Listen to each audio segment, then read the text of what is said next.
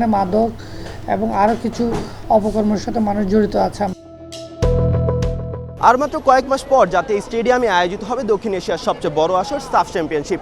কিন্তু এই আসরের পূর্বে ন্যাশনাল স্টেডিয়ামের বাহিরে ময়লা আবর্জনা, হকারদের দখল আর দোকান মালিকদের অনিয়ম অব্যবস্থাপনা, ঠিক এই নিয়ে কি বলছে জাতীয় ক্রীড়া পরিষদ?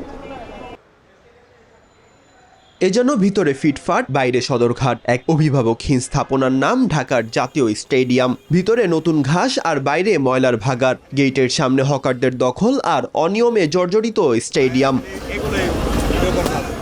এই নিয়ে নিউজ 24 কথা বলেছে জাতীয় ক্রীড়া পরিষদের নবনিযুক্ত ক্রীড়া পরিচালক মোহাম্মদ জাহেদ পারভেজ চৌধুরীর সাথে। তিনি অকপটে স্বীকার করেন স্টেডিয়ামের বাইরে মাদক ও অব্যবস্থাপনার কথা। তো এখানে মাদক এবং আরও কিছু অপকর্মের সাথে মানুষ জড়িত আছে, আমরা জানি, কিছু তথ্য আমাদের কাছে আছে। এদিকে দরজায় কড়া নাড়ছে এশিয়ার বিশ্বকাপ খ্যাত সাফ চ্যাম্পিয়নশিপ। যুক্তরাষ্ট্রের 1 নম্বর জিম চেইন গোল্ড জিম এখন আবারও বাংলাদেশে বসুন্ধরা আবাসিক এলাকা ও বসুন্ধরা সিটি শপিং মলে।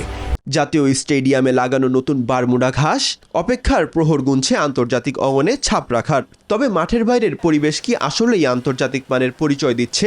অবশ্য এই নিয়ে স্বস্তির বার্তা দিয়েছেন জাহেদ পারভেজ চৌধুরী। সাফ হচ্ছে সাউথ এশিয়ার ওয়ার্ল্ড কাপ। সো এটা বাংলাদেশ, আমরা যারা সাধারণ জনগণ আছে বা সমর্থক আছে সবাই এটা শিরোপা প্রত্যাশী। আমরা পুরো জায়গাটাকে এক সংস্কারের মধ্যে আনতে চাই, যাতে এখানে সন্ধ্যায় পরিবার নিয়ে বাচ্চারা এসে এখানে মাঠ বা এখানকার যে পরিবেশটা উপভোগ করতে পারে। এই জন্য আমরা একটা প্রজেক্ট তৈরি করছি, যাতে এখানে সৌন্দর্য বৃদ্ধিকরণ এবং এখানে যে পরিষ্কার পরিচ্ছন্ন থাকে সবসময়। একদিকে আন্তর্জাতিক মহারণ, অন্যদিকে অনিয়ম অব্যবস্থাপনায় ডুবে আছে দেশের ফুটবলের আঁতুড়ঘর।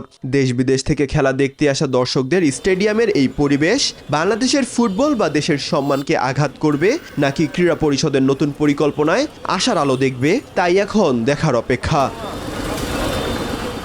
ঢাকার জাতীয় স্টেডিয়াম থেকে মাহাদি ইমরান, নিউজ 24।